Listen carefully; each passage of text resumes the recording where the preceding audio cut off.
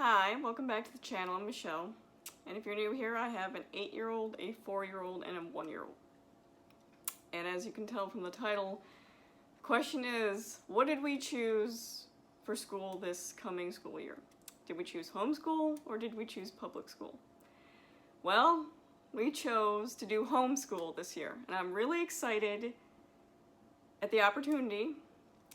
But before I get into what curriculum we're using and all those things in another video, I wanted to make a video explaining, our kind of why we came to this choice. And I kind of feel like this video is going to be kind of sad. I'm excited to homeschool, I am. It just, to think about and talk about this last year, education-wise, I think just is a sad topic. So, I might come off sad, but really I'm excited to homeschool.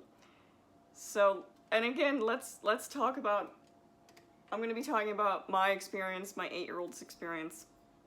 Full disclaimer, this is our experience. I'm going to be talking about some things in the public school I'm not happy with. That does not mean I believe all public schools are bad.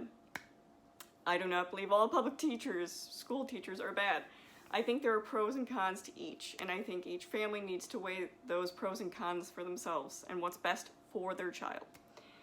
So again, I'm going to be talking about a lot of our experiences with these things, but I just wanted to put that out there that, I believe there's good and bad in both. So let's talk about my 8-year-old, because obviously my 4-year-old wasn't old enough to attend any public school. My 8-year-old has always attended public school. We've supplemented homeschooling at home, breaks, and during the summer I kind of fill in the gaps where I found the public school was kind of leaving. So teaching my child has never been a new concept for me. I'm familiar with, how she learns and all that stuff. So going into the pandemic year wasn't quite shocking teaching-wise to me. I was fully prepared as a parent, to take on that role. But for her 2nd grade year, this past school year, my daughter was in the public school system.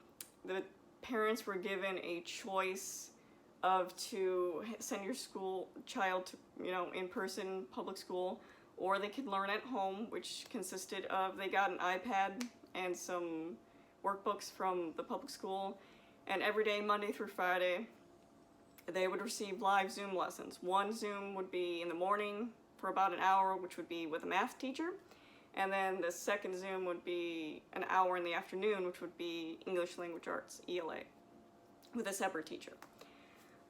And frankly, it was disastrous. Let's start in the beginning. So the public school did not announce their plans until about 2 weeks before school started.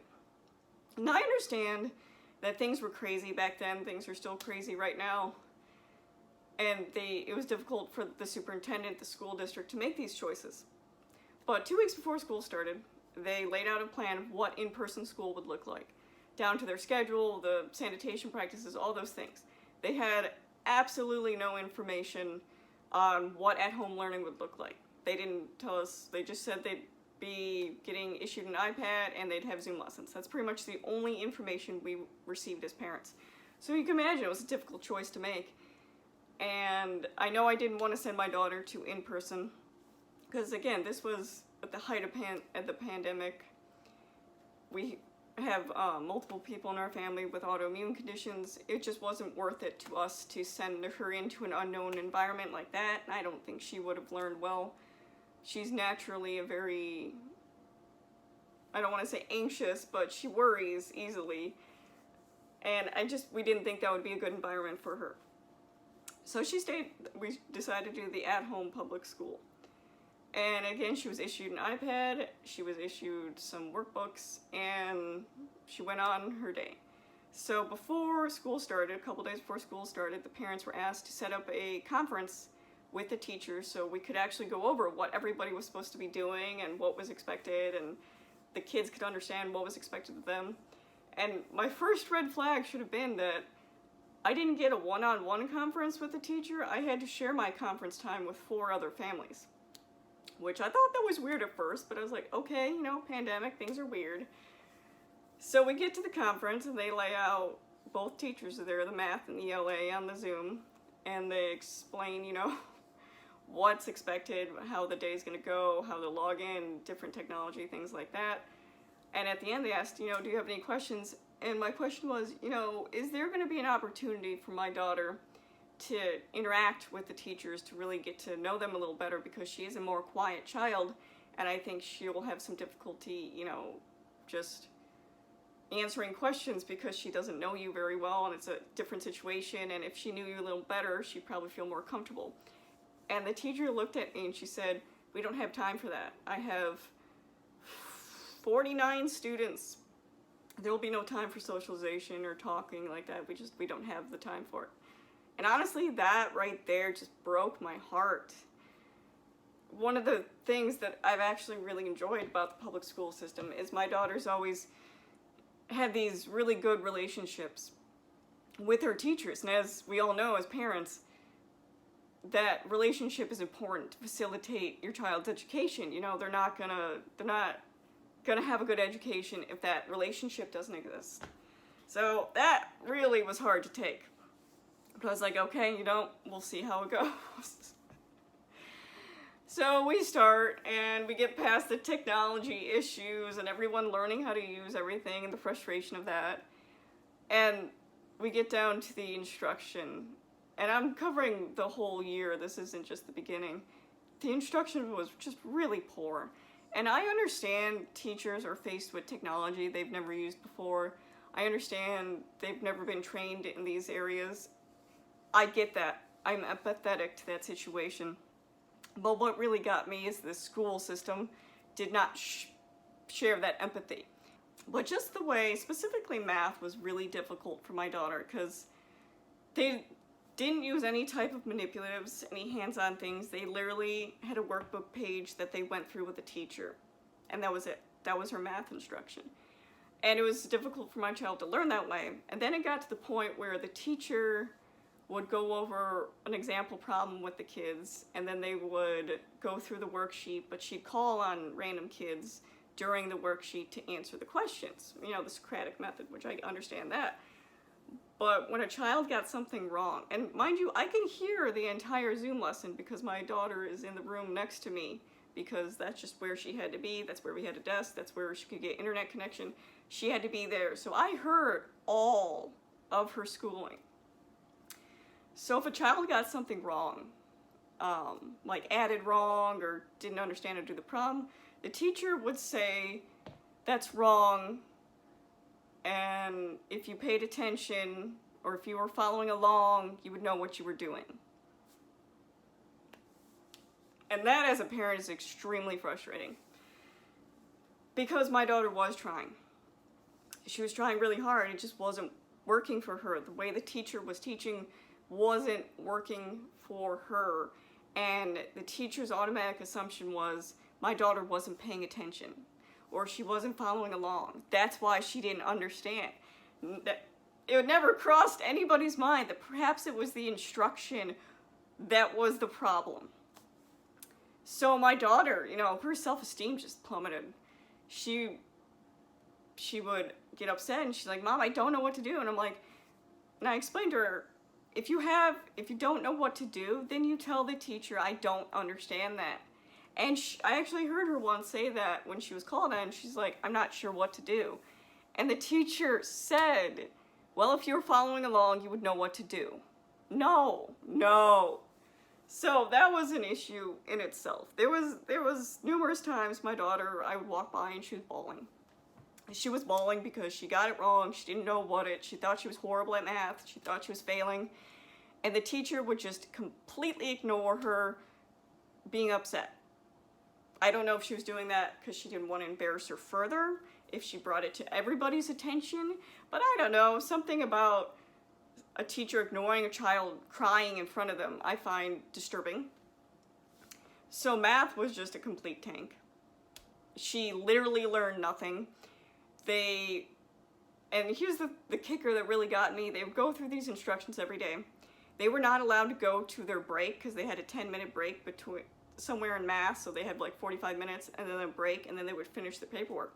So they'd have a break, But unless you could show the teacher your worksheet that you completed, you didn't get to go on break. You had to stay there during your break and work. They had ridiculous rules like you couldn't have water bottles or drinks or food while you were on your Zoom, which I understand. Okay, you don't want your kid eating their entire lunch there, I get it, but they couldn't even have a water bottle. In fact, I got emails, not from the teacher, not from the principal, but from the actual school district, complaining to parents, and this was sent to all parents that chose at-home learning. You know, we've noticed kids having water bottles during Zoom. They need to stop doing that. It's distracting. It's distracting for them to take a drink of water in an hour and a half of a Zoom. Are you kidding me? And what really got me is we are literally in the midst of a pandemic.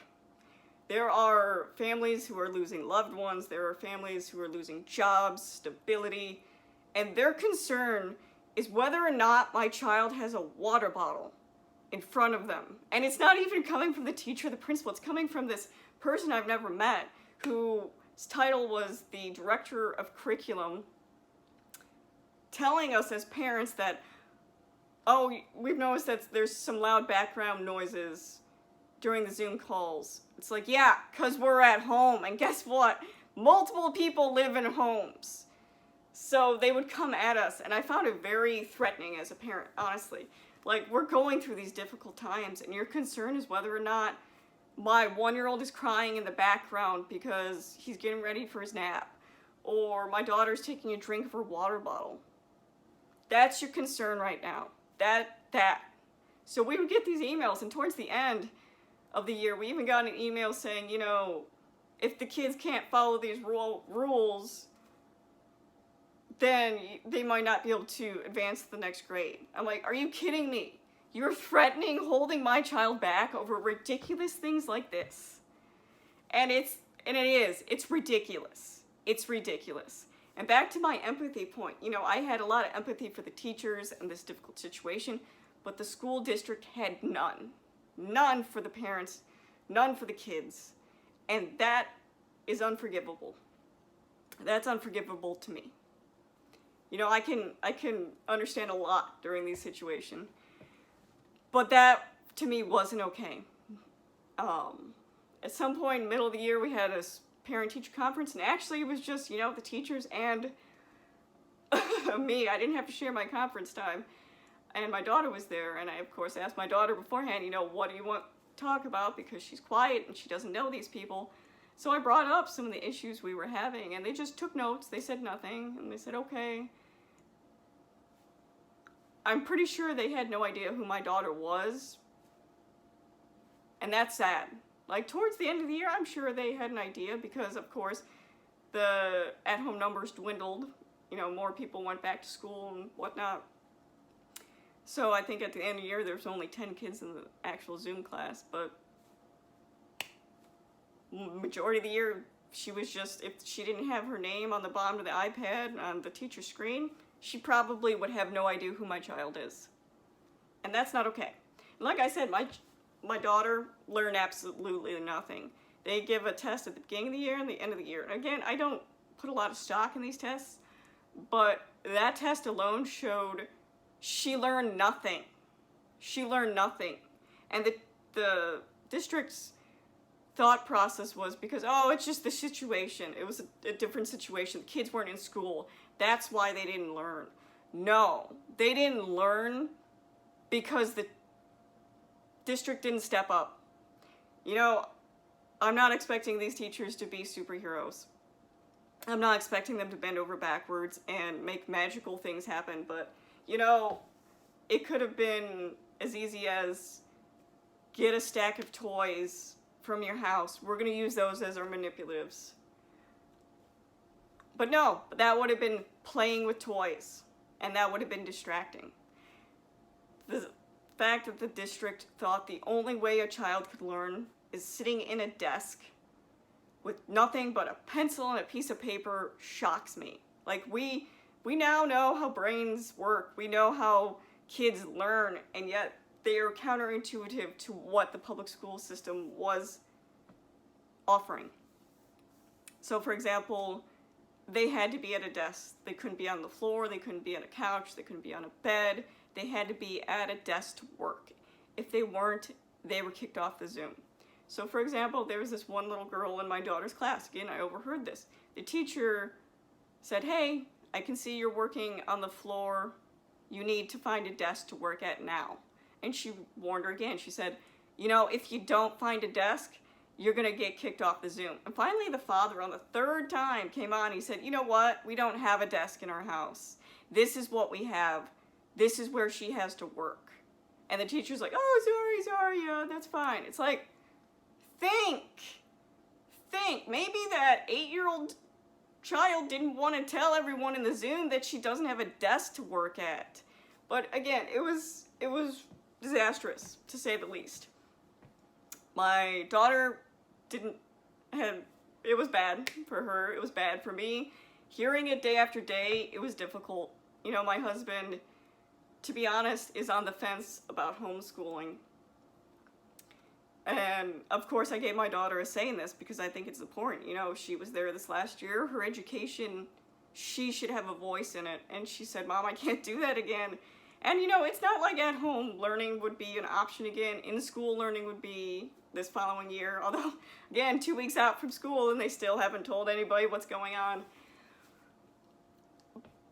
But I can't, after this past year we've had, and the utter disrespect and just simply not caring for my family, my child, I can't send her back right now.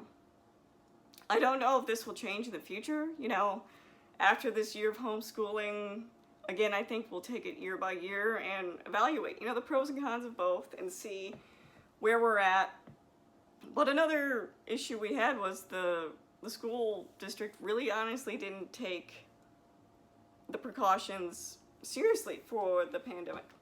And right now I know they're talking about completely eliminating masking in the school, which my daughter's 8, isn't possible. She's not at age to be vaccinated yet. And I'm not comfortable sending her a place where they don't even think they should wear masks. And that might be controversial. You might have a completely different opinion. That's fine. You're a kid, your life, your family, your choice. But I can't honestly see what the school system is offering. And I know for a fact there's no way I could do a worse job than they did. There's no way. So that's why we came to our decision to homeschool.